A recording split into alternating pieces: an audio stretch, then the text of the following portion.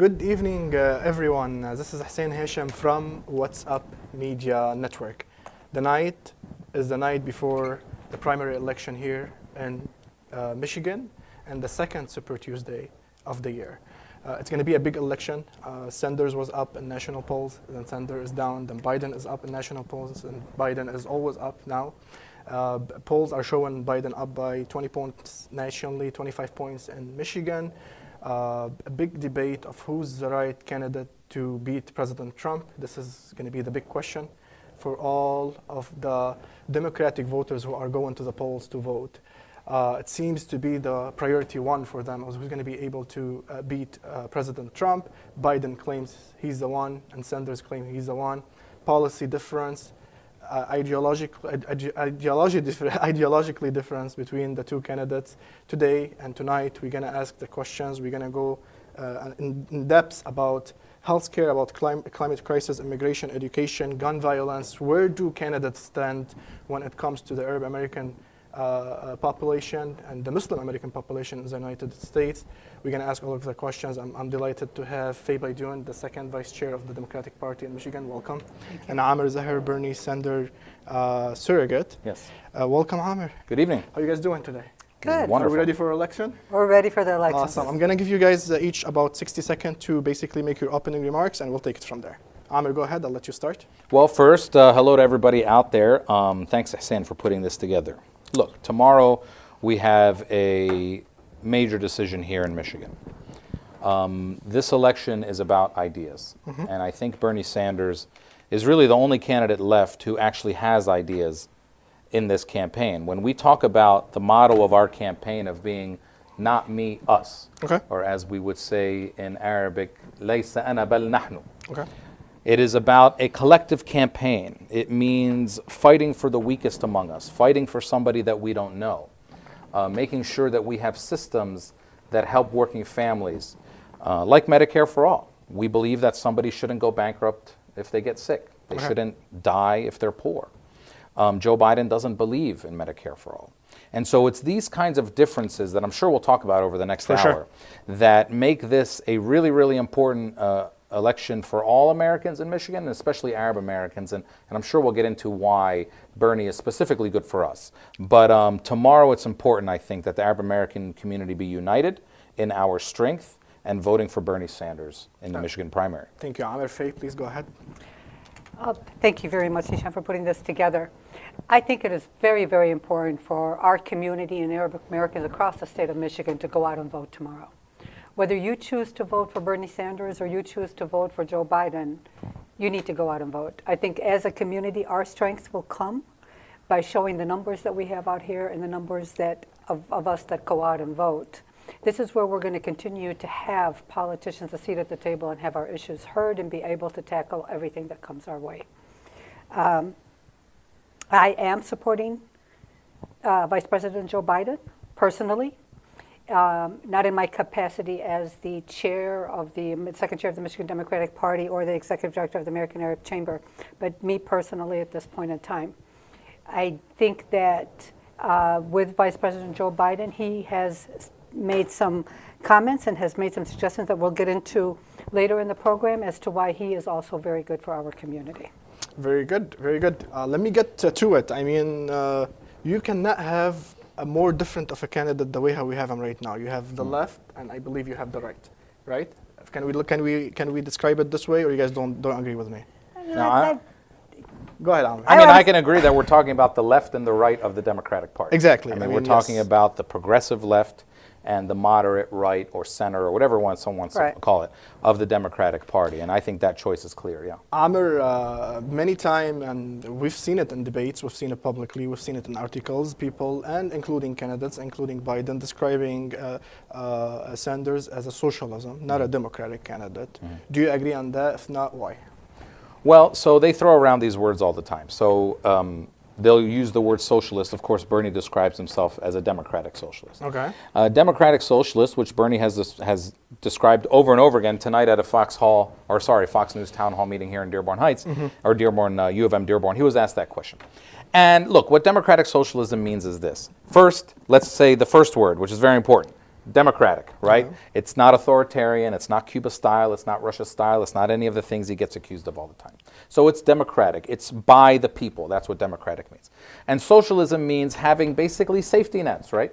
Safety nets for the people, making sure that we don't have 500,000 people sleeping on the streets like we will tonight in America. Making sure we don't have over 80 million people uninsured or underinsured like we have in America. I mean, the truth is, and it's a problem in Dearborn too, and throughout Michigan, is that we have a health insurance system that doesn't work for most people. I mean, yes, people might say they have their insurance, they like having insurance, but they don't like dealing with their insurance company. They're not crazy about their care. When we talk about Medicare for All as a single payer system, we're talking about cutting out billions of dollars of administrative costs and having a system that takes the cost down now of $11,000 per person to a very small tax of 4% if you make $30,000 or more for the average family that saves thousands of dollars a year. And so that's what we're talking about. And we're being very honest. There's going to be questions here. Aren't you saying you're going to tax people? Yes. There's going to be a 4% tax on income above $30,000, but you will lose all your co-pays, all your deductibles, all your premiums. All those go away in a single payer system. And those kinds of things are progressive ideas, right? Making sure we're covering everybody. Making sure, listen, we don't educate our people enough. 100 years ago, it was a revolution in this country to have guaranteed public education from K through 12. Well, we live in a different world now. We need to guarantee education like the rest of the industrialized world through college. We have a game show in America called Are You Smarter Than a Fifth Grader? That nobody wins. So we have a problem of educating our people in this country. And so these progressive ideas, I think, are resonating a lot. They especially resonate in our community. Fay, are we ready for a socialism? I don't think the United States of America is ready for socialism at this point in time, and I think that they have shown that based on the last Super Tuesday. More people had come out and voted for Biden. Biden clearly was the winner of that day, and that's the message that was sent by the American people as to they are not ready at this point in time. They've experienced for the past 4 years one extreme, and I don't think they're ready to go to the other extreme. So you at this point think, in time. if we elect Sanders, we're going to go from one extreme to another extreme? That I do. You do. And I don't know if the country can handle that at this point in time. I'll ask you, both of you. Go ahead. You've used this word, socialism, so far. What does it mean to you? Define this word for me, so at least I know what we're arguing Can you about. define it to people? No. I know what the real definition of it is, okay? For people, when we talk about socialism, then they think of the Middle East, they think of Cuba, they think of communism. Russia. Let's put it out there. What countries are socialist in the Arab world?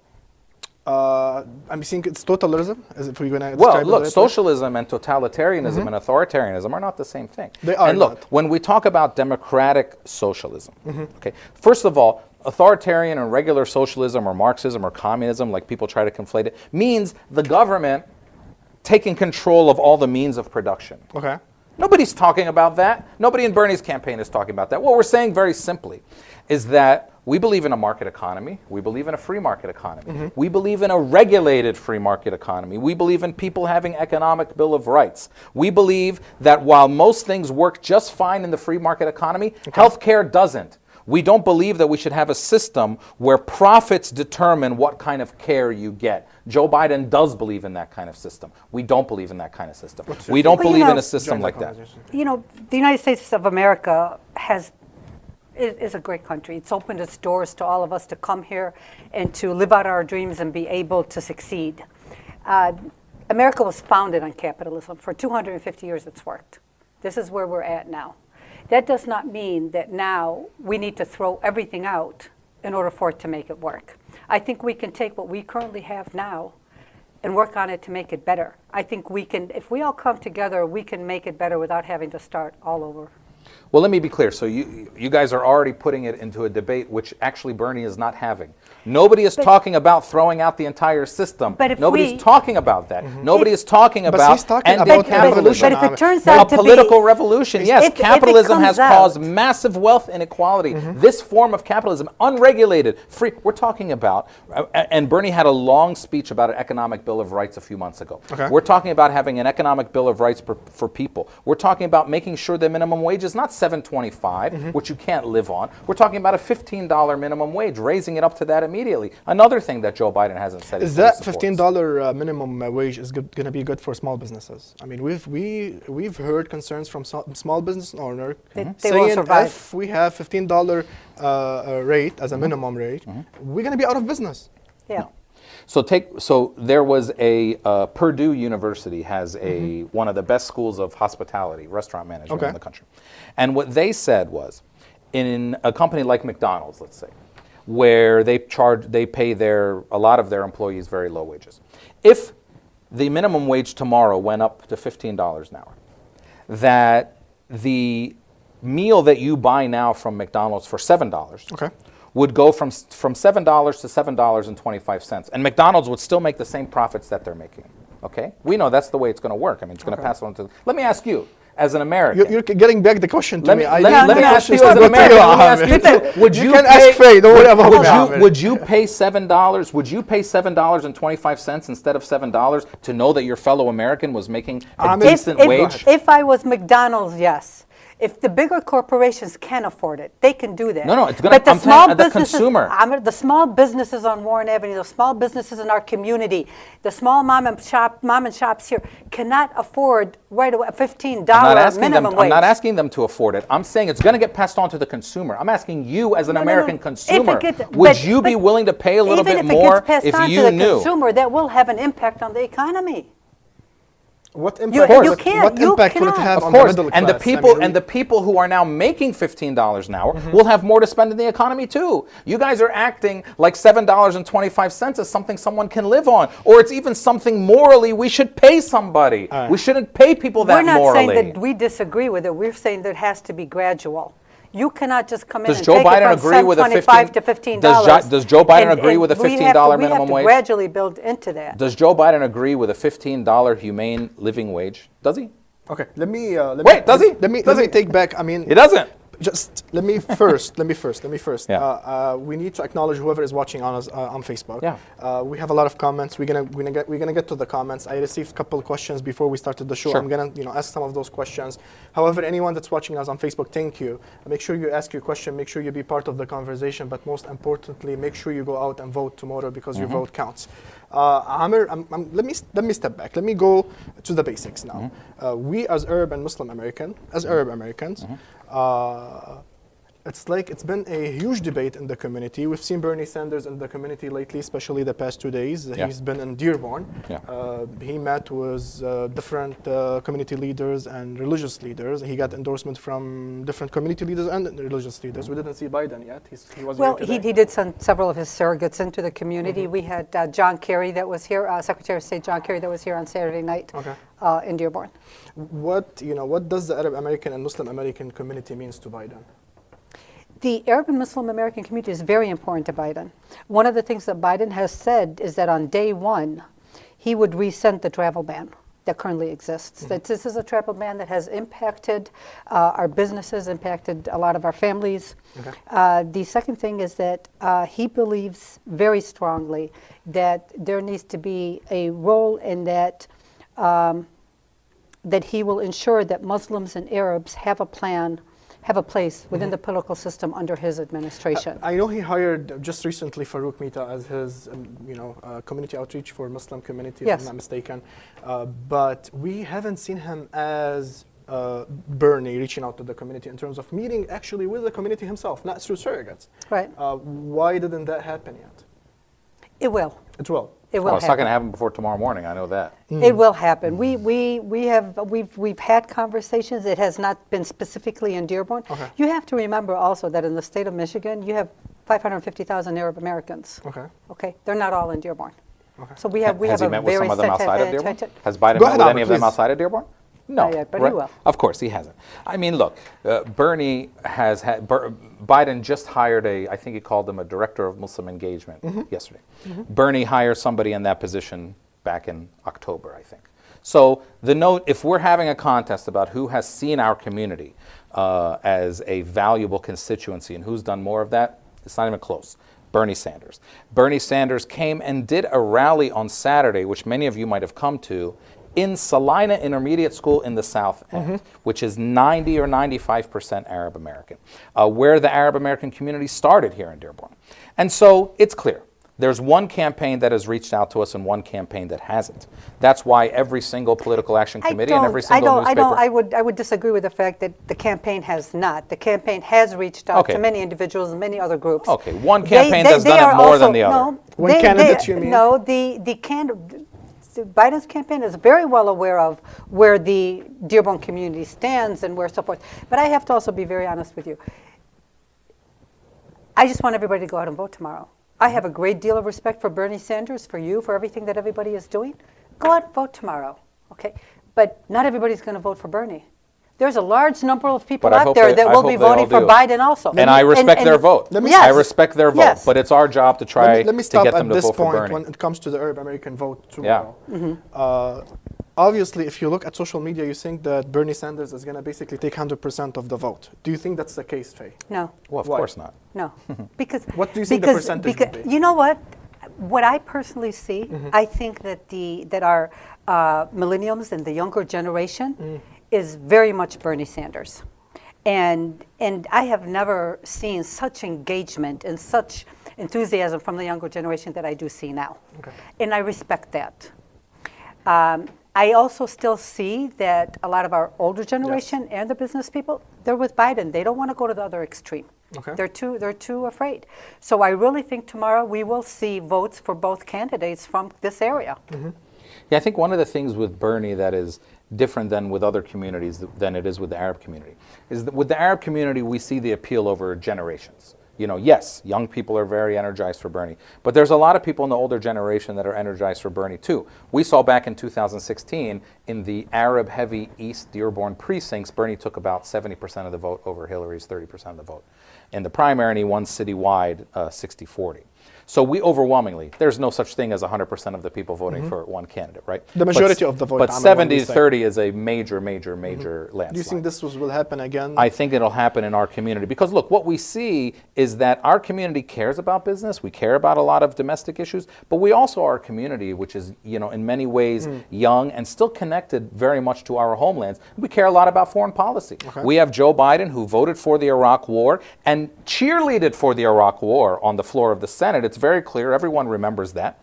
And Bernie Sanders led the opposition to the Iraq War in 2003 and voted against the first Iraq War too. And then, of course, we have the issue of Palestine and Israel, where Bernie Sanders has been very clear that he's going to treat the Palestinians more equally, and Joe Biden, you know, is going to AIPAC meetings and conferences and bragging about how many AIPAC fundraisers he's done. So do you think this is what's in it for the Arab American and Muslim American community? It's all about foreign policy? No, but it's one of the things that is very important to us, and it's more unique to us. We have Bernie Sanders fought for a War Powers Act to stop U.S. funding of the Saudi murderous war in Yemen. Okay. Joe Biden was part of the Obama administration that helped fund that war. So, I mean, we have very, remember, let me be very clear about something. Let me put on my law professor hat for 1 second, okay? Be very neutral here for a second. Our Constitution says almost anything domestically, Medicare for all, gun issues, all these kind of things, you have to go through Congress, you're going to compromise, who knows what you're going to get at the end of the day. But foreign policy is almost entirely done by the president. The president sets the foreign policy agenda of the United States. And so the truth is, a president has much more impact on foreign policy than he does on domestic policy. And in that sense, I think foreign policy issues are more important, and we are a community that uniquely deals with foreign policy issues every day. So yes, Bernie is way better for us on the foreign policy Since we're talking immigration, let's open that thing. Let's talk about immigration and how those two candidates, you know, differ when it comes to immigration topics. Fay, I mean, when it comes to immigration, you mentioned the travel ban just a few moments ago. Sure. What do Biden stands when it comes to immigration? Day one that he goes into office, he will rescind the travel ban. He will also increase the number of refugee admissions, cap up to 125,000 once he takes office. It's great. Bernie Sanders can say all the great things that he says. Okay. The problem is, can you achieve them? Can you do them? Can you get into office, bring enough people together, bring enough of the Democrats together to be able to achieve what you're saying that you want to achieve? That's going to be one of the biggest major hurdles that Bernie Sanders will run into if he becomes president. 100%. I mean, when we talk about the Arab-Israeli conflict that Amer mentioned, we know where Bernie Sanders stands on. Where does Biden stand? I can't speak to that right now, Okay. to be very honest with you. Oh, But I okay. know, sorry, I apologize. I haven't been speaking on behalf of Biden That's for fine. that long. I've been more about getting out the vote Sure. up until recently. But I know that the deal that we currently have on the table will not continue to exist. Okay. Do you think he will come back to the Iranian deal that was signed Yes. during Obama's? Yes. Do you think so? Amer, where does I know where Bernie stands on the Arab Israeli conflict, but do you think that's achievable? Whatever he's talking about. What? Treating both sides equally? Yes, I think that's achievable. Do you think Treating the it's achievable? Palestinians with dignity and respect, as he said. The word Palestinian hasn't even come out of Joe Biden's mouth. I haven't heard it anytime. It's come up in debates. He hasn't said anything about it. Look, the truth is, Joe Biden is a close friend of AIPAC. I don't mean the nice AIPAC of Dearborn. I mean the AIPAC. Okay. And Joe Biden goes to their conferences all the time, just like he did this year. And Bernie boycotts those conferences because he says they support bigotry and racism. Bernie Sanders includes people like me. Do you know how many times I get called anti-Semitic every day on TV? He includes people like me, people like Rashida, people like Abdul, people like Linda Sarsour, who get attacked by pro-Israel forces all the time. He includes us in his campaign and defends us. So we're talking about a major difference on this issue, not just a little different. I think, by the way, on the issue of the travel ban, I think Bernie and Biden basically agree. On the issue of Trump's terrible deal of the century, I think Bernie and Biden basically agree. But Biden is clear that he is going to put Israel's interests first and foremost when it comes to this issue. And Bernie has been clear. He says, look, both of the interests have to be equal. Biden just went to Biden goes to AIPAC all the time. He brags about how many fundraisers he's done for AIPAC. He says how great it is to be there. Biden is quoted many times, you can look it up, saying if there was not an Israel, we would have to invent one. Do you agree with that? Do you agree with that? I don't agree with that.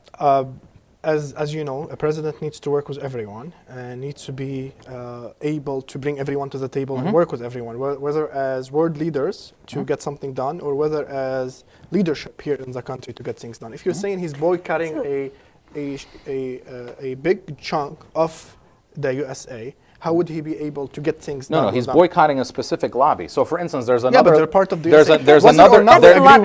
There's another lobby called J Street, which is a liberal pro-Israel lobby. Bernie goes to that one and he talks to them. You know, and so the point is this. American I think we can all agree that American foreign policy when it comes to Palestine has been one-sided toward Israeli interests from the beginning, okay? What Bernie says is he wants to fundamentally change that and say, no, we're going to say, and Bernie says, and something I wouldn't even say, Bernie says, yes, we take the interests and security of Israel into account, but we have to look at the rights. How is he going to change it when he's not going to even be able to get the Israelis to sit at the table with him? That's not true. The Israelis are going to sit with any American president. So you think, okay, so I guess if you think, listen, if you think it's a good idea out there, Dearborn, that we are worried about whether or not the Israelis sit at the table and whether or not we are worried about whether or not the Israelis are in love with the American president, then vote for Joe Biden. But if you want a president who might tell the Israelis no every now and then, and you want a president who might say the Palestinians belong in this issue as much as anyone else, and they have respect and dignity, they should be treated like that, then you have, it's a very clear choice on that with Bernie Sanders. I mean, we don't have to get, we could spend the whole hour talking about that, but I don't think it's going to be good for Biden supporters. It's not going to be good at all because all he has done is been just kowtowing to pro-Israel interests forever. And so if you want American foreign policy to be, Joe Biden says he's going to bring back the status quo. He wants everything to return back to the way it was. Well, if you think when it comes to Palestine and Israel, the way it was okay, then vote for Joe Biden. I don't think it was okay. Is it for Arab Americans only about the Israeli-Palestinian conflict? Is it just this issue that we should be based our vote based on? It's not. I think Arab American voters care about everything that's the mainstream quarters. I mean, they care about the environment as much as the next person. They care about health care even more, just as much as the next person. We are passionate about all of that. We're passionate about our kids. We're passionate about foreign policy because we still have connections to our families back home. It goes back to, is it the person that's waving and making us all these promises that he's not going to be able to keep just because they sound too good to us now? What happens when he gets into office and no one's willing to work with him because he's not able to get him to come to the seat and to the table? What happens to us at that point? Amer, is Bernie telling the Arab American and the Muslim American community what they like to hear?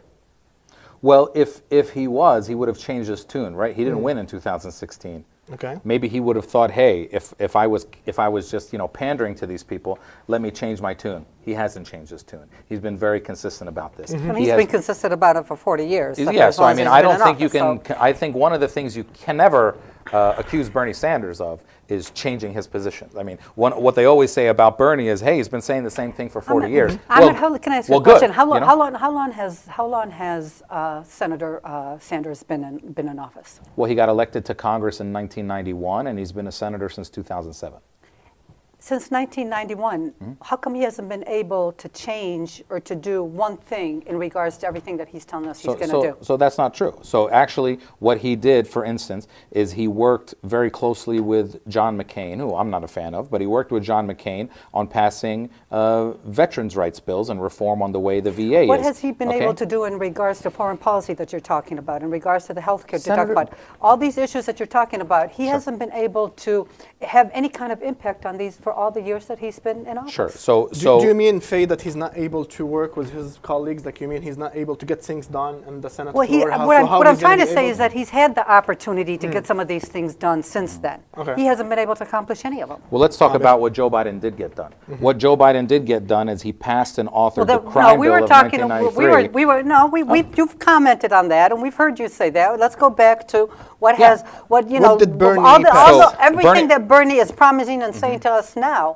since he's been in office, hasn't been able to have any impact. Right. As president, why is it then that people are going to work with him when they haven't been able to work with him all these years? So first, the fact that they haven't worked with him all these years is not true. Like I said, he passed a veteran reform bill with John McCain. He passed the Yemen bill just earlier this year with Mike Lee, who is a right-wing senator from Utah, but they both agree on this issue. It got passed through both houses of Congress, and it would have become law, except Trump, the criminal fraud, vetoed it.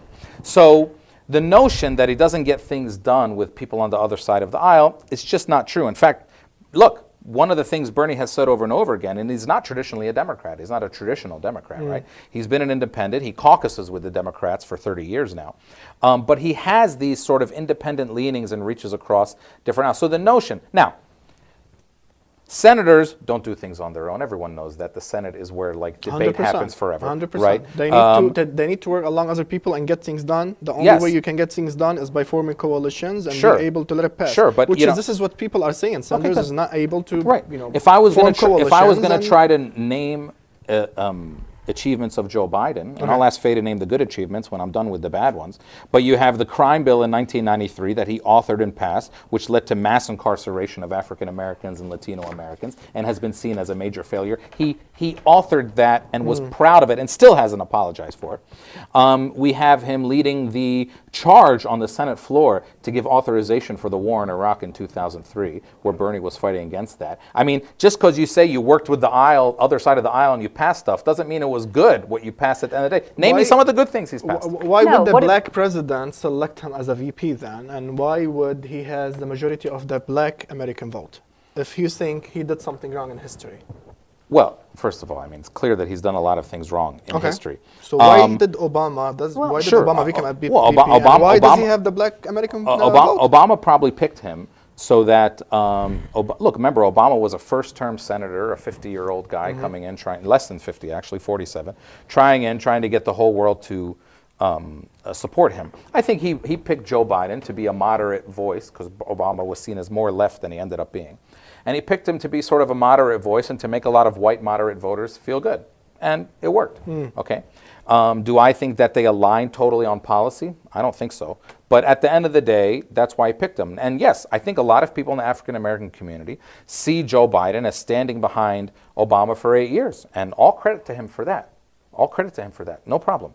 But at the end of the day, if you're looking, to me, if you're looking at which president is going to help people of color as a whole, right? Let's be clear now.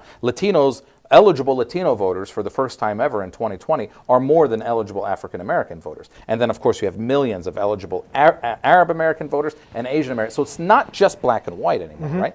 And so Bernie puts together much more of that multiracial coalition. We know Latinos, he did very well. Bernie does as well with Latino voters as Biden does with black voters. Bernie does very well with Arab American and Muslim voters. Biden won 10 out of 14 states last Tuesday. This coalition that you guys claim didn't didn't make a difference for No, that's not true. Bernie, look, there is still. You guys spoke about a coalition it's gonna basically take everyone by storm, which is it was a disappointment for people last Tuesday, and it was a disappointment for Bernie's supporters. Sure. First of all, let's be clear. In the biggest state in the union, where they still have something like 1.5 million votes to count, we blew out everybody. We keep going back to California, but I'm just saying. I'm just saying. Exactly. Well, look, you can again, if you want to call a state that is 1/10 the size of California the same as a state like California. Okay, let's be honest. Forget about the state. He's more in delegates than Look, there's no question that Super Tuesday was something of a disappointment to us. Okay. But it's also clear that the moderate wing of the Democratic Party, which they're allowed to do, got together before Super Tuesday and said, okay, end to this, let's put everybody together. And you have people who were coming after Joe Biden decided, and hey, to me it's class warfare clear, right? The sort of privileged moderate class of billionaires and millionaires decided to get together and said, okay, that's it, come on, Joe Biden's our guy, we can't have any more of this Bernie Sanders stuff. And so it's an uphill climb for us. Yes, Joe Biden has 60 billionaires supporting him. Buttigieg has something like 55 billionaires supporting him. They have all gotten together. Bloomberg, who is worth 65 billion, immediately threw his support behind Joe Biden. Look, it's clear what's going on. A class decided to have solidarity. That class is millionaires and billionaires and the political elite. And what we have with Bernie Sanders is 10 million contributions from 2 million unique individuals, more than anything in the history of American politics. A working class my take on that is what you've got, but he wasn't able to take that and turn it into votes. If he was able to turn it into votes, Super Tuesday would not have turned out the way that it did. Well, look, again, what we saw is you had Bloomberg, Klobuchar, Buttigieg, all dropped out the day before. They were all polling in the teens and 20s. What did they do when they dropped out? They endorsed Biden. He was able to talk with them, communicate, and bring them on board and endorse him. Yes. Bernie Sanders, Senator Warren dropped out. He can't even get her to endorse him at this point. Senator Warren hasn't endorsed anybody. She hasn't endorsed anybody. Her ideology is just as close to Bernie as anybody else. She shouldn't take him this long to bring her to the table. That's my concern. That is the concern of the middle moderates, is that you have to be able to bring all these people to the table to sit down and work with them to get something done. Yeah, I'll say this about the moderates, and this is the problem that I have. If we look at history, Hussein, their strategy of this moderate darling to come from the Democratic Party hasn't worked. In 2000, the moderate darling of the Democratic Party was Al Gore. Al Gore. He lost. In 2004, the moderate darling of the Democratic Party was John Kerry. He lost. In 2000, the moderate darling of the Democratic Party was Hillary Clinton. Barack Obama came with an upstart campaign. Remember, she had all the superdelegates in the beginning. He came with an upstart campaign that inspired young people, and he won 2 terms. And then the moderate darling of the Democratic Party in 2016 again, Hillary Clinton, and she lost. We are saying to the moderate wing of the Democratic Party, look, your way hasn't worked. I think the moderate wing gets it, understands it, knows the mistakes it's been making for the past 60, 70 years. So what are they doing different with Joe Biden? Joe Biden looks just like John. Super Tuesday showed you what they're doing different. They are coming together. They're talking. They're understanding. They're working on it. They do realize that this country does need change, but it does not mean everything that we have. Super Tuesday was a bunch of states that are not. A lot of them that Joe Biden won are not going to be relevant in the Texas. Texas is not relevant in the Democratic in the general election. Virginia is relevant, but Virginia is going blue no matter what. And then we have swing states that are coming up. So we're talking tomorrow Tuesday is the... I will sing a very different tune if Joe Biden wins by 20, 15, or 20 points like he's won in some other states in Michigan tomorrow. I'll sing a very different tune. We're going to talk about Michigan. I don't think that's going to happen. Michigan until the end, but when we talk about bringing coalition and being able to win, and we've seen the concern for Democratic voters, number one concern is who's able to beat Trump. National polls say Biden beats Trump, Sanders will lose. What's your take on that? Whoa. I don't agree with that. We've seen I've seen many national polls where, Sanders beats Trump in just as many national polls as Biden beats Trump, and they're beating him by very similar margins. So I don't agree with that at all. Show me what poll you're talking about. I haven't seen those polls. But my comment to that would be that if Senator Sanders was the candidate, this election becomes about capitalism versus socialism. If the election becomes about capitalism versus socialism, then yes, Trump will win. That's why we need a moderate out there. That's why we need to vote for Joe Biden, because the campaign, the election needs to be about the environment, about health care, about all the issues that we care about, including the foreign policy, and not about socialism versus capitalism. Yeah, my fear with Joe Biden is this, is that first, we've seen very clearly this moderate way hasn't worked. I don't know how he's different than Al Gore or John Kerry or Hillary Clinton. That's number one. Number two, I just want you to imagine a debate stage with Donald Trump and Joe Biden. And you think Trump is going to say to Joe Biden, hey, let's talk about the issues? I don't think so. I think he's going to say to him, Ukraine, you fumble your words, you don't know your wife from your sister, it's going to be dirty, it's going to be ugly. And anytime you have a debate for an hour that's not talking about the issues, that's good for Donald Trump. He gets on a debate stage with Bernie. He says, you're a socialist. And Bernie says, okay, let's talk about that. You think I'm a socialist because I want to give away free health care? Let's talk about the issues. You think I'm a socialist because I want to do free college or tuition-free college? Let's talk about it. You talk about the issues, right? Bernie is very known for talking about the issues. There isn't personal stuff to go after him. Listen, Biden is a weak candidate. And finally, what we're saying is with the Bernie coalition, look, I think at the end of the day, there's many people in the Bernie Sanders movement who are not traditional Democrats. I'll be the first one to say that. That's why a lot of people stay home. They're not, but we don't believe necessarily in this rigid two-party system, right? But that's what we have. And in fact, anyone in the Democratic Party should be very happy that Bernie Sanders is running in the Democratic Party and not running as a third party, or else Trump would be elected president in a landslide. Why do you think Republicans and President Trump told the Republican voters in many primaries to vote for Bernie Sanders if they didn't think that they can beat him? Look, I think that they do think they can beat him, but they're wrong. They're wrong. And look, Trump and the GOP is not who I look for a cogent political analysis about who we should vote for. I don't look for them for guidance at all. I mean, what we see here is that Bernie expands the Democratic Party. That's why. Look, the same thing that people say about Bernie Sanders, that he brings in a lot of people who won't vote for the moderate Democratic candidate, which might be true, is the reason why he's a good candidate in the general election. He expands the party, right? People who are Democrats, even moderate Democrats, are going to vote for him when the time comes, okay? They're not going to vote for Trump. And while Bernie brings millions and millions and millions of people, new people, into the movement, that is the major difference between Trump and between Biden and Bernie. Biden's going to lose. I think the country has seen 4 years of a person on one side, on one extreme. And they don't want to make that mistake for the next 4 years. Fay, many people see Biden as the establishment candidate. Is he able to basically bring people together, form coalition, represent the black, the Latinos, the LGBTQ, the youth? I mean, he's not performing whatsoever well with the youth. I mean, the young voters, I think he's at 9%, 10%. Well, with the young voters, Bernie Sanders does a better job of igniting the young voters, and they have the... I admire the fire that they have in their belly. I admire the passion that they show in the Sanders campaign. I think any candidate that is what they would want in their campaign. Okay. But is it realistic? Is how realistic is it what Senator Sanders is saying that he wants to do? How realistic and how achievable is that in regards to Vice President Biden being able to bring people together and being able to, again, he has done it, he is doing it, and he would be. We've seen in 2016, Fay, when Hillary Clinton was the establishment choice, and she went on to basically verse President Trump, she lost, basically. People are scared, and Amer mentioned that this is going to be a repeat and rerun of what happened in 2016. How is Biden different from Hillary, from Al Gore, and from every establishment candidate that lost?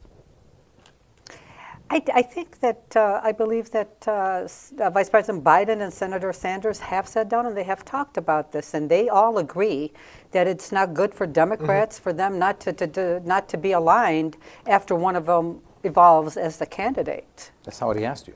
He said, how is Biden different? I think it's a fair question. How is Biden different from these moderate candidates? What makes Biden... Look, Bernie endorsed Hillary in 2016. He did 30 or 40 rallies for her after he endorsed her. But his voters didn't come. That's not true. So the Washington, they didn't come out. So you can look up the Washington Post. The Washington Post did a study and found that in 2016, about 90% of Bernie Sanders voters voted for Hillary Clinton. in the We've seen primary. many reports. and Amer, I'm- No, no, if we Washington look- Post- you know what? Let's take and a the look. Washington Amer, let's Post- take a look. Let's take a look at the comments that are Go being ahead, up there. please. You know, a lot of the comments here. If Bernie loses, I'm not going to vote. This is the comments that are being said right now on Facebook. If Bernie loses, I'm not going to vote.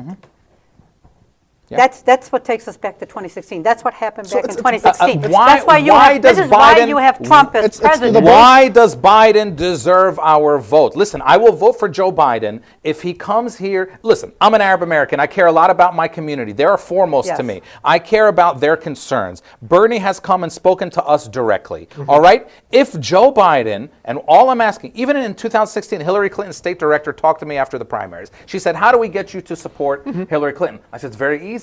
Just do what Bernie Sanders did. It's the same thing. Bernie Sanders doesn't say everything I want him to say about Palestine, but he says enough to get me to support him for president of the United States. He doesn't say everything I want him to say about all the things I want, all the issues I want, but he says enough Look, to get my Joe support. Biden- All Joe Biden Joe has to come Biden- here and say Joe is Biden has been Palestinians coming- deserve the same rights as Israelis. Hold on, hold Palestinians on. deserve, not think- that we care primarily about the security of Israel only.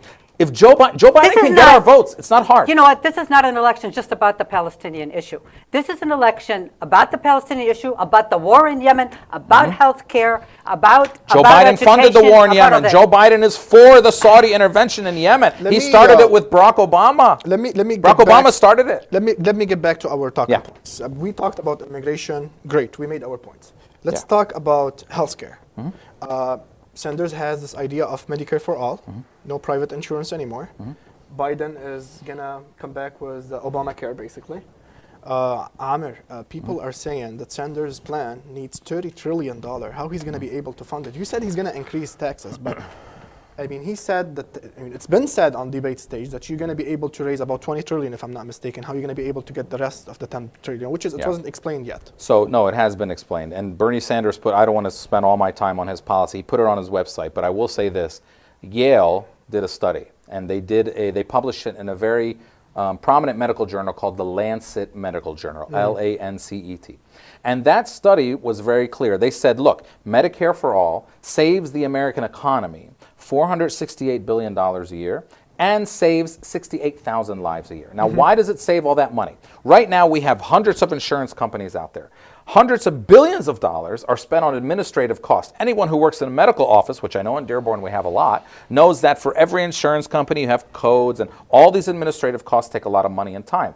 In a single-payer Medicare for all system, what we're saying is you get rid of all those administrative costs.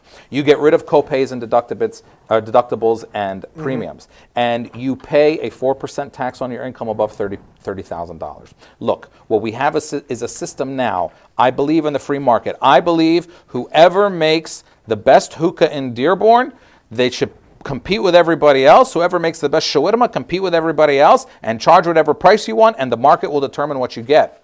But healthcare shouldn't work like that. Healthcare should not be based on a profit system where the companies make money by denying you care. Your insurance company makes money when they deny to pay for your claim. I mean, so let's this put is it- what we live in. Joe Biden is not talking about changing that. We're talking about changing that fundamentally. And the truth is, as we see in the exit polls of every primary, Medicare for all is over 50%, sometimes over 60% with Democratic voters. I mean, we've seen it. We've seen this idea being so popular that every candidate tried to present some kind of form of a Medicare for all, but Yeah. in another term. Yeah. Buttigieg did, Warren did, and then she basically decided she wanted to do something else. And every other candidate, it seemed that they surveyed, they did some polls, and the idea of Medicare for all is very popular between the Democratic voters. Fay, when it comes to Medicare, when it comes to healthcare in America, are we talking about getting it done, getting things done versus a good idea? What meaning is, I mean, Obamacare, it was done, it passed. Exactly. it's So there. that's versus that's a my great point. idea that Yeah. everyone loves, but there is no path for it to basically go through. There's no path. There's the funding isn't going to work. It's not going to the way that he is proposing. Congressman Dingell had been trying to pass some kind of health care every year that he was in Congress. Obama and Joe Biden were able to get something done. They passed something. It was better than nothing, and it took a lot to get that passed. Now, when Biden gets elected, has to improve on what was passed. How he so would he's going to have improve? something to start working with that he's going to be able to work on to improve it. So instead of and to starting move it from forward. scratch, you're So saying you're not starting they have from scratch. something you're just going to build on it. You're gonna Do you think you're going to be able to pass it with a Senate, with a Republican Senate majority? You know, that should be the motto of the Biden campaign. Better than nothing. Or better than nothing. Okay. Look, It's not better than nothing. How about improve what we have? Look. Make it work. Look. Be realistic. When you elect a president, nobody thought Obamacare would get passed, but they elected a president who had that vision. When you get elected president, you come into the White House with a lot of political capital. Okay. And what Bernie has said is, look, if I put forward Medicare for all and I have a lot of senators that aren't supporting it, then I will go to their states and talk to their people and make sure that their people, because with Medicare for all is a popular idea among the American people. Take for instance, How many years would it take for him to basically get it done? Come on, you know that's not a fair question. I mean, I know that that's going to be on his plate from the first time he gets into office. You cannot be president for more than 8 years. But he's going to try to do that, along with trying to get free education, along with doing all the promises that he has too many things on the table that he's going to try to do from day one, Ahmed. The difference between Obama and Sanders is that Obama was able to bring people together to sit down and get something done. Sanders is not able to get people together. I hope everyone out there hears the criticism, right? What they're saying basically is that Bernie's ideas are too big. Don't translate. Bernie's ideas are too big. Oh my God, they're good, but they're too good. I mean, he's not going to be able to get them done. Look, campaigns are about aspirations and ideas and motivation at the end of the day. Do I think that when he gets into office that he might sign a bill that doesn't have everything he wants in it? Of course. That's the way you govern. But that's not the way you campaign. You need to motivate people. You need to inspire them. Look, what is name a Joe Biden idea? I want to be. I want a candidate that's going to be realistic. That is going to be realistic in what he is promising me in a campaign. Sure. Not one that's giving me the moon, and when he gets there, oh, I'm sorry, I wasn't able to deliver. No, be realistic in what you're telling me that you're going to be able to accomplish. Your candidate will walk straight into Mitch McConnell's office and say, Mitch, tell us what we need to do to get this done. And Mitch is going to give him a list of things, and Joe Biden is going to say, no problem. Let's do all these things, and then I'll go out and declare victory. About Mitch McConnell, I mean, give me a break. Talking about Mitch McConnell, Amer, we've heard the argument that a Sanders ticket will basically make Democrats in swing state lose. And this, the whole blue wave is trying to take the Senate over and win the majority. Do you think a Sanders ticket will win the majority and help the Democratic ticket all the way along? I think this notion that a Sanders ticket hurts the down ballot Democrats is a myth. It is BS. And the reason is this. Bernie is going to create more turnout than Joe Biden. We already know that. Because again, the regular old Democrats are going to come along, and all these new people from immigrant communities, young people, they're going to come out too. That makes the turnout on the Democratic side larger. And what do you think? You think Bernie is going to say to like Amy McGrath, she's running against Mitch McConnell in Kentucky. You think Bernie is going to say to people, don't vote for Amy McGrath, she's moderate? Of course not. Bernie wants to beat Mitch McConnell in Kentucky. So Bernie is going to support every Democrat. He's not going to tell anybody not to vote for them. So that means his people, when they come out, along with the regular old Democratic voters, and they come out in big numbers for him. And by the way, it's a recipe for an electoral college landslide. When they come out in big numbers for him, then we are going to win more seats than with Joe Biden, because a lot of young people are going to stay home. Listen, in 2016, we said nominating Hillary Clinton is a recipe for disaster. We were right. Nominating Joe Biden is another recipe. He's a weaker candidate than she was. She was on the news yesterday proudly saying Joe Biden is building the same coalition I did. How can she say that with a straight face? She lost. She lost. And she's proud of Joe Biden for building the same coalition. Look, everyone wants to repeat history. I don't understand why. Bernie creates a new movement, new voters. He's the only one that beats Trump. Biden loses to Trump. He doesn't have enough. It's not enough people in this movement to beat Trump. Well, in a lot of when the Democratic Party continues to have closed primaries, look, in Michigan we have an open primary. Again, let's see what happens tomorrow. Michigan we have an open primary. I want to talk about the primary tomorrow. Michigan is one of the states that made Trump win, and he won it in 2016. And this is, they said Michigan gave the election to Trump. It was one of the states, yeah. One of the states. I mean, when we talk about swing states, we're talking about Ohio, Michigan, Illinois, those states that basically can go either way. How are we looking and how are we preparing for tomorrow, Amer, as a Sanders campaign? Well, for the Sanders campaign, we've done major organizing in the community, especially in the Dearborn and Southwest Detroit. So, the campaign knocked on $100,000 doors in Detroit over the weekend. They've been knocking. I haven't met a person in Dearborn who haven't said they got their door knocked by a Bernie person. There's lots. I've met about 10 or 12 Arab Americans who have come in from other states to come here and help with the Bernie campaign because they speak Arabic. This is a grassroots movement. And we think that we're going to have great results tomorrow. Bernie is definitely going to win Dearborn. He's definitely going to win District 13, Debbie Dingell's district, if I have that number right. 12, sorry. Okay. He's definitely going to win Debbie Dingell's district. And, at the end of the day, I think he's going to do very well. Look.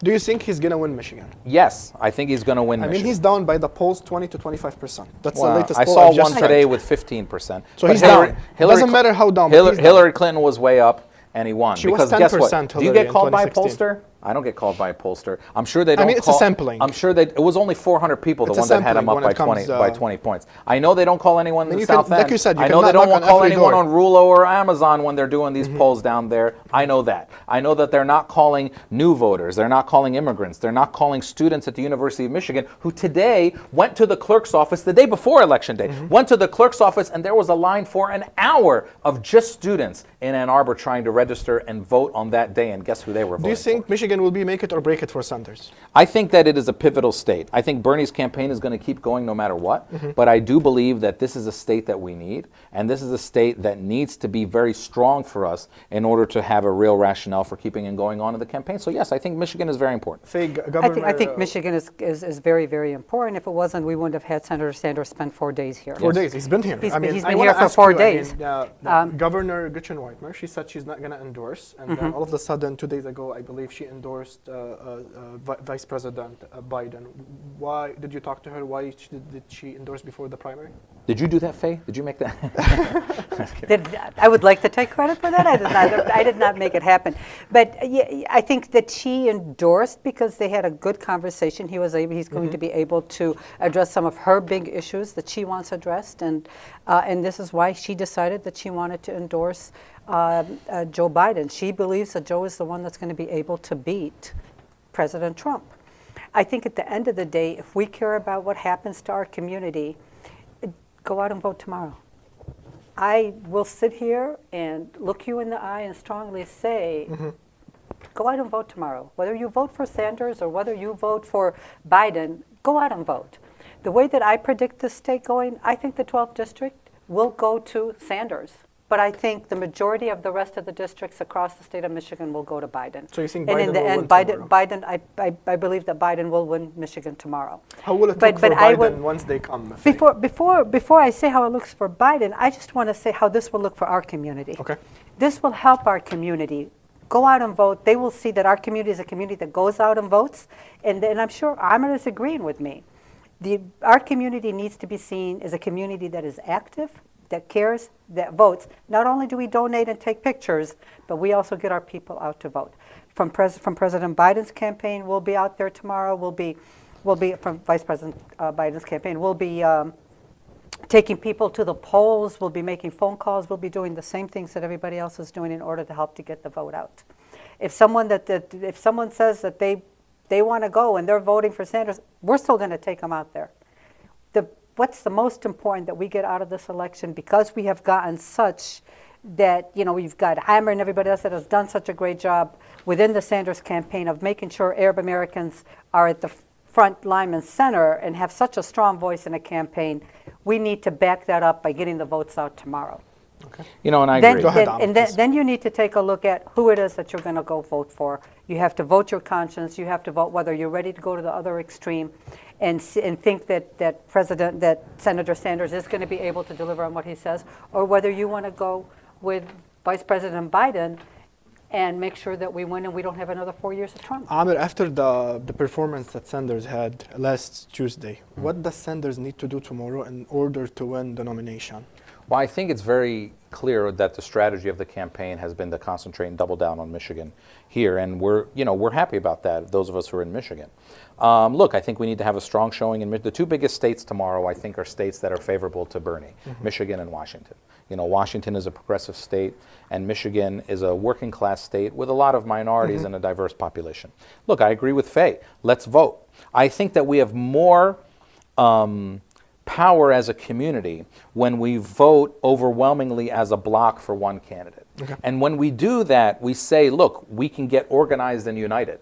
And so if we vote all tomorrow for one candidate, that means no matter who the nominee is, we're going to have more power. If the nominee is Bernie Sanders, that means he owes us a lot because we won the state for him. If the nominee, unfortunately, and I hope it's not, but if the nominee is Joe Biden, then that means he has to take a strong look at our community and say, hey, they went overwhelmingly voted in numbers and percentage for one candidate, then I maybe have to take them a lot more seriously. And so I don't believe it's at that point, then it's our responsibility as people sitting here, as people leading our community, to make sure that that everybody doesn't sit on the side. No, I want people to vote tomorrow, but I want them to vote for Bernie. They can vote tomorrow, but we also want them to continue after tomorrow, no matter what happens. I think the general election is to me, a different calculation. To me, the calculation in the primary is to say, look, we can get organized and we can vote our principles. So, in the general election, Biden's look again. I would happily be a supporter of any candidate that comes in directly. I'm not going to vote for somebody. I don't think anybody should vote for somebody who comes and says, look, I'm a nicer guy than Trump. That's not a message. That's not an inspiration. And I'm afraid that that's what Joe Biden's campaign is going to be. If Joe Biden comes and walks back into Dearborn one day, if he wins the nomination, and he walks back into Dearborn and say, here are my ideas. Here's how I'm going to help your community. I'm going to stop funding the war in Yemen and make sure your families don't get broken up. I'm going to make sure that you guys have pride when you're talking about the Palestinian-Israeli conflict and that your people are treated equally. I'm going to make sure, boom, boom, boom. Bernie has set the forward. Bernie has done something, a big gift to most politicians. He has shown them that if you want to get a strong Arab American showing in support in places where we have big numbers, like Michigan, California, Florida, Ohio, then this is what you say to them, X, Y, and Z. And this is how you include them in your campaign. And you don't run away from people.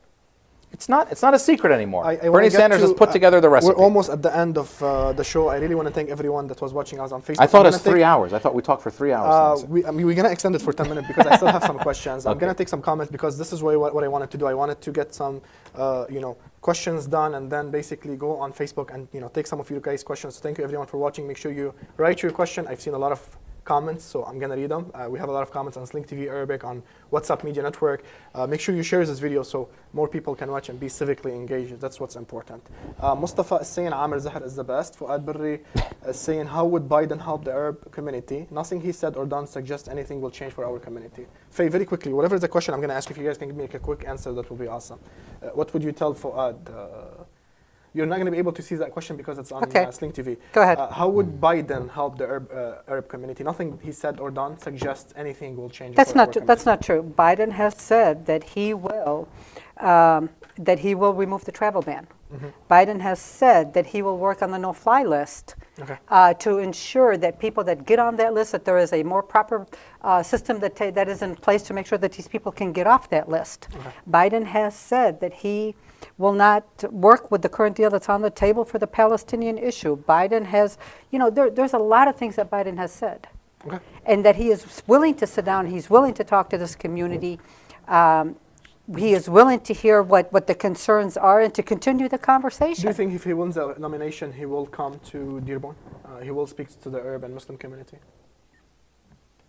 Do you think if he wins the nomination, Biden will meet with Arab and Muslim Yes, American? I do not doubt that at all. I think that not only will he meet with us, I think that we will have Muslims and Arabs in his administration also. Okay. I'm going to ask you that, Amer. Do you think we will have a say in a Biden administration as Arab American and Muslim American? Very quickly, if you don't mind. Like maybe. Maybe, but definitely not like we would in a Bernie. Definitely not like we would in a Bernie. What makes you hesitant? I mean, when you say maybe, not yes, it's not an affirmative yes. Have you seen any Arab Americans that he's put forward as national surrogates? Have you seen any Arab Americans that he's put out there to say these people speak for me? Just last week, he hired a director of Muslim engagement. Just last week. Okay. Okay, I mean, so we haven't seen that happen. Prior to that, we've had no problem as Arab Americans reaching into the campaign and talking to them and getting them to come to the table. Has he done what? We just had Secretary John Kerry that came to Dearborn that's nice. and met with Arab Americans. That's nice. Has he taken again? And let's look at what Bernie Sanders has done. He has said to Rashida, "You are one of my surrogates. Go out and speak for me." He has said to Abdus Sayed, "You are one of my surrogates. Go out and speak for me." He has said it to Abdullah Hammoud. He has said it to Ibrahim Ayyash. He has said that to Linda Sarsour. He has said that to me.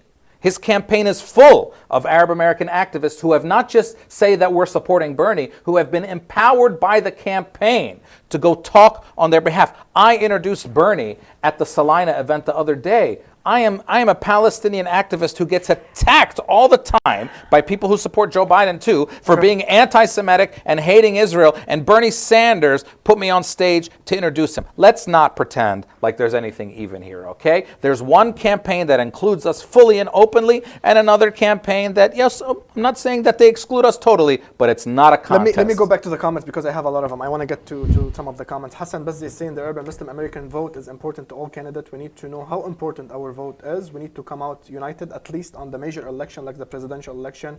We are divided as a community. We only serve our personal agenda, not our presence at large. Comments. Well, look, I mean, 10 seconds for each one. I want to get to more comments. Well, I think in this campaign, we're not serving our... Remember, all those people that I just named that are working with Bernie Sanders, none of them are getting paid. They're all volunteer surrogates doing it because they believe it's in the best interest of the community, and this campaign is inducing us. I don't think you can accuse Rashida or Abdul Sayed or Abdullah Hammoud or Ibrahim Ayyash or Linda Sarsour or me of doing any of these things out of a personal agenda. Okay.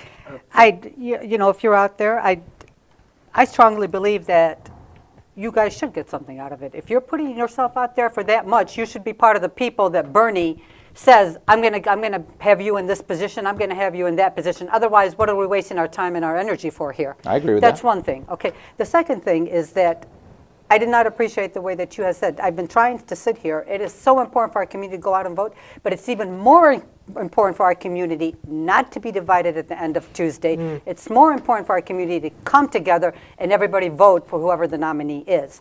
But instead, all I'm getting back from the Sanders people, including you tonight, is the fact that we're going to sit on the side if all this is done. No, that's not what I said. Let's not mischaracterize it. No. A couple minutes ago, you were encouraging people not to do anything if Biden wins. No, I don't lie about what I said. I'm not lying. What I said very clearly is that what did I say? I said I would support Joe Biden if he was the nominee. If he comes, I'm not going to support him by default, and nobody should. We are a strong enough and mature enough community. Look, that somebody. Biden, let me finish. Is not we are come strong out enough and a mature enough. Same things that Sanders is saying well, right then now. maybe he doesn't deserve our vote. Maybe he doesn't deserve our vote. We are not going. We are a strong enough and mature enough community to remember. Politicians work for us, not the other way around. We are a strong enough and mature enough community to say to a politician, "This is what we want." X, Y, and Z. Maybe we don't get all three of them, but maybe we get X and Y. That's fine. I don't get everything I want from Bernie Sanders, but I get enough to say, let's go support him. That's fine. What have I seen from Joe Biden? That's fine. That's all. And we should not just bow down to a politician because he's running against Donald Trump. Nobody is bowing down. We took our issues to Joe Biden's campaign. We said, what would you do with the no-fly list? He turned around and said, I will make corrections to the no-fly list. So has Bernie. Okay, so has Bernie. We said the Muslim ban is impacting us tremendously. You know, it is creating hatred. It is creating so much around the world, not just us here. It's even impacting us economically. He said on day one, I will reverse that. So has Bernie. So let's talk about how they differ. Isn't that great? Oh my God! I don't want to talk about how we've done that for the past hour. Let's move on. What you're talking about crumbs. Let's move on. I'm talking about crumbs. The whole Democratic Party has talked about being against the Muslim ban. The whole Democratic Party has talked about the no-fly list. Let's talk about more. We have now the strength and the maturity as an Arab American community to ask for more, and we've asked for more of that from one candidate named Bernie Sanders, and he's given it to us, and we have not gotten that. So when Fay says to me, "Hey, listen, Joe Biden is not not going to tell you what you want to hear about Palestine. She's preparing you for failure. She's preparing you to say, look, but you're still going to have to vote for them. What I'm doing is being realistic. They have to work for our votes. Yes, work for our votes, but be realistic, Amer. What would Biden need to do to Bernie supporters to get their votes? Let's say Biden wins the nomination. Well, look, I think that if you're talking about all of his supporters, not just Arab Americans, yeah, I think that he has to move a little bit more on the healthcare issue, right? I mean, Biden basically saying that I think he's kind of said he's in favor of a public option, though he hasn't been very clear on that. But let's just say he's in favor of a public option, which means you can buy into Medicare. Yeah, it's Obamacare with a little bit of improvement, he says. Yep. You can buy into Medicare.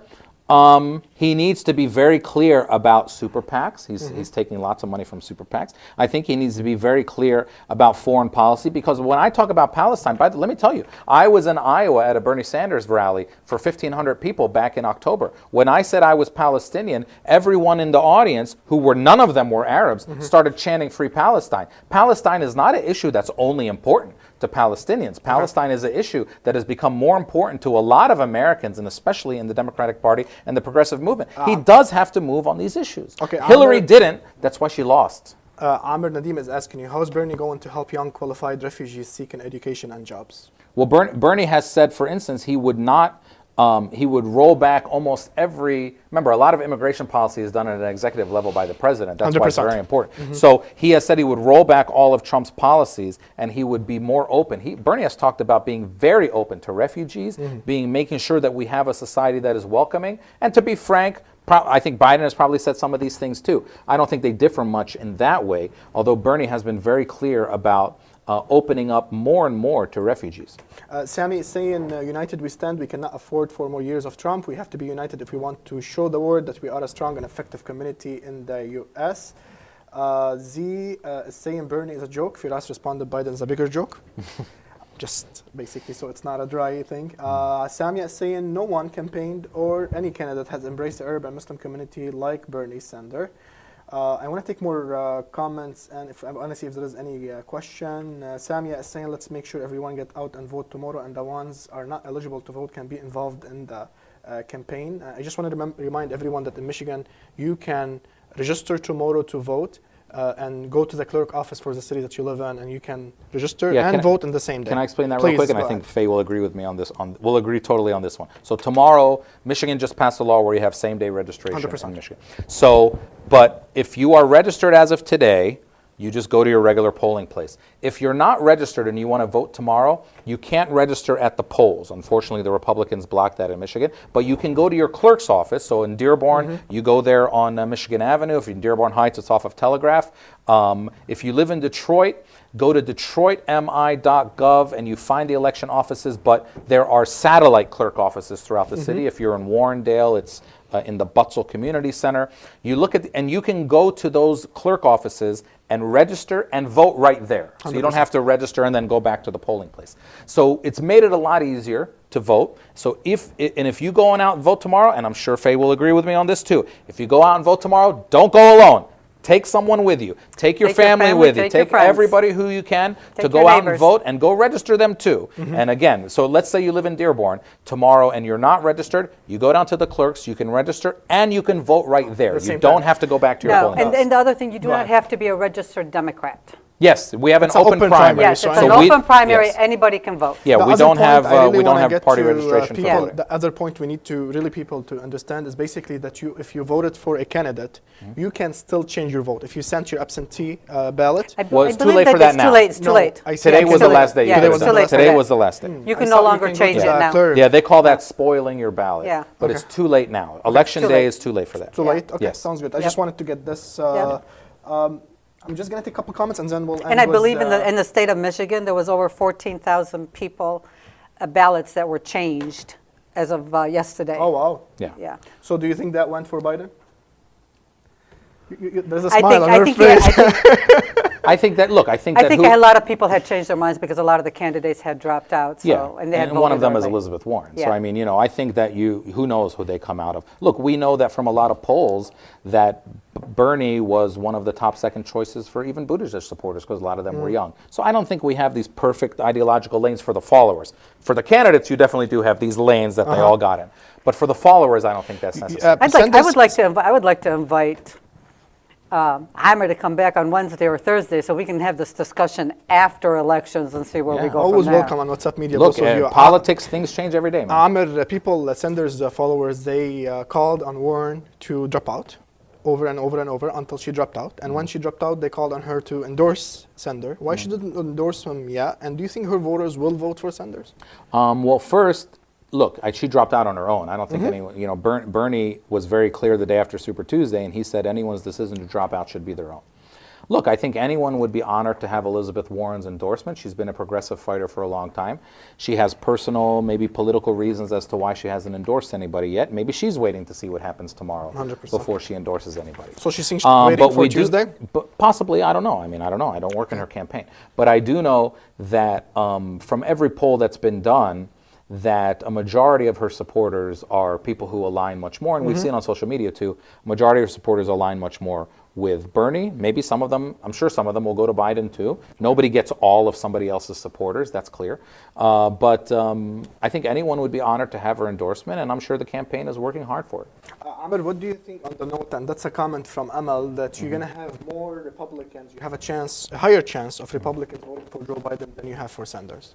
So I actually don't think that's true. The Republican Party has been very sort of united. I don't believe in the idea of this like sort of imaginary moderate white swing voter, that's who you have to target. I think that's what the Biden campaign is going to do, by the way. I think they're going to fail.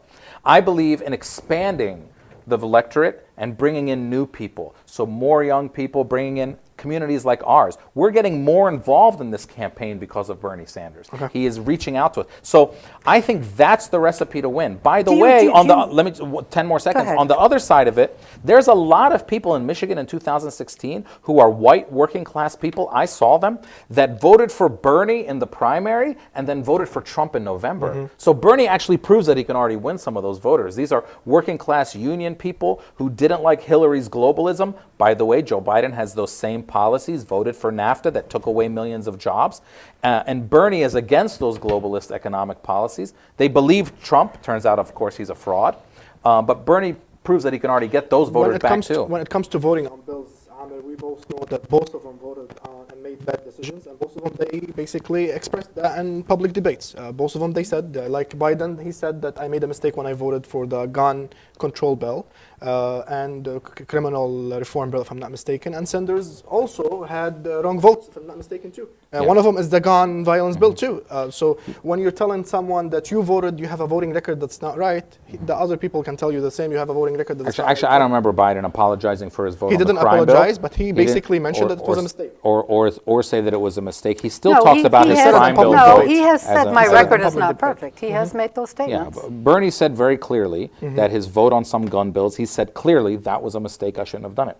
Biden says on the Iraq war, he blames it on George W. Bush. He says George W. Bush lied to me. Well, Bernie said from the beginning, I didn't believe what George W. Bush was saying, and I thought that they were putting us into a terrible war. So maybe we should elect a guy who understands when he's being lied to and doesn't just fall in line. And Biden was on the floor of the Senate pounding the table that we need to go in and invade Iraq and just repeating everything that George Bush was saying. I mean, give me a break. It's not the same. We're getting to the end. I want to apologize. You said we've been getting. You're like, this is very Arab. خلصنا. This is very Arab. We're gonna leave. We're gonna leave. But we started on time, so we're ready. Yeah, I know, right? I've said that we're gonna basically add another 10 minutes. No, I'm just kidding. We still have coffee and dessert coming. Inshallah, we stay all night. That's the comedy side of Amer. Yeah. No, it's very Arab, right? Stay. No, we're leaving. No, we started on time, and we're gonna end like we said. We added 10 minutes, and we're done. I was just saying, if you let me finish my sentence, that we're done. I just want to give you your final remarks. I know we have a primary tomorrow. We have almost, if I'm not mistaken, let's see. We have Idaho, we have Michigan, Mississippi, Missouri, North Dakota, and Washington. Yes. I need predictions from you guys. That's first. So, out of 1, 2, 3, 4, 5, 6. Out of 6 states, how many Biden wins? 4. 4. Amer. I really don't like predictions, but I mean, I'll go with 4 too. But I don't like predictions. You think Sanders will? I'm an organizer. I'm not a political analyst. I'm an organizer. How important is Michigan, guys? Michigan is- How is it of a need for Biden or Sanders to win Michigan tomorrow? I think for Sanders, it will say a lot about his campaign. He will have to make some major decisions if he loses Michigan tomorrow. Amer? Yeah, I think Michigan is by far the most important state tomorrow. Yeah. Okay. After Super Tuesday, it is. I think that if Bernie wins Michigan, it is very clear that this campaign still has life. Are and we still has talking winning with grassroots margin, support. or are we talking just winning? No, winning at all. Winning. At all, I think it shows that we still have grassroots in this campaign. I think, and on the same token, by the way, I think Biden losing Michigan really shows a weakness in his campaign, like it showed for Hillary, that you can't gain traction in these swing states. Okay. And that's a state she ended up losing in the general election too, which was very important against Donald Trump. Very good. Are we going to a contested Democratic convention? Hopefully not. Hopefully not. Do you think we're going to have a decision way before? I think I think we will. I mean, Sanders mentioned if before the convention Biden has a majority of the votes, he's going to drop out. He says, what Bernie has said is that even if someone doesn't have a majority, but they have more than the other person, that person should get the nomination. And someone said to Bernie, even if it's not you? And he said, yes, even if it's not me. He's been very consistent about that. I think now, though, with the way it's shaken out, that it's probably less likely to end up in a brokered convention, probably going to end up with somebody getting a majority of the delegates. Very good. I'm going to give you guys your closing remarks, and we'll end this episode. Go ahead, Fay, we'll start with you, since we started with Amer in the beginning. This is your camera for now, if you don't mind. I'm sorry, which one? This one here. Well, thank you. I've been looking at Amer's camera all night. We had a change. Again, for my closing remarks, I guess it's very evident. We need to, as a community, go out and vote. But no matter what happens tomorrow, we need to continue to be together as a community after this and continue to work with the next person if we want to have any changes made to the things that impact us the most. This is an election like no other election we've ever seen or faced in our lifetime. Whatever we decide will continue to impact our daily lives every day. It's important to come together as Democrats. It's important for us to go out and vote. And this is what I'm asking of you tonight. Go out and vote. Amer? Look, I think we have a real chance here to nominate a person who has directly spoken to us as Arab Americans, to nominate a person who bases his whole philosophy of his campaign on love, compassion, and justice. When we say not me, us, in the Bernie campaign, we mean a collective way of governing. We mean fighting for the weakest among us, fighting for people we don't know, fighting for Medicare for all, fighting for a just foreign policy in places like Yemen and Palestine. Fighting for these things because we have a government now that unfortunately, in both the Republican and the Democratic Party, has been leading us into a situation where we have the highest wealth inequality, where we have people sleeping out on the streets, and where we have a healthcare system based on profits, not care. So yes, go out and vote tomorrow, but vote for the candidate that actually came into our communities and worked with us, and that is Ammo Bernie Sanders. Well, that is it for us here at WhatsApp Media Network. I want to thank everyone that watched, everyone that commented or asked a question. Most importantly, tomorrow is a celebration of our civic duties, and I really encourage everyone to go out and vote. It doesn't matter who you're going to vote for tomorrow. Let's celebrate our differences, our diversity, and vote for the right candidate, whatever your choice is. Let's make sure our voice is heard. Let's make sure we go out in numbers, because numbers do talk and numbers do matter, especially when you talk on a national platform. They're going to look at the numbers and they're going to see each community, how much they go out and vote. So I really encourage our Arab Americans and Muslim community to go out and vote. I encourage everyone to go out and vote. Thank you, Fay. Thank you, Amer. Thank you. May the best win. May the best choice win. May the best choice that people think will win. By the end of the day, when it comes to the Democratic Party, you guys' goal is to win the Senate. Your guys' goal is to basically beat Trump. We're going to see and we're going to wait. Thank you, everyone, for watching. This was Hussein Hachem for WhatsApp Media Network. Until later. Thank you.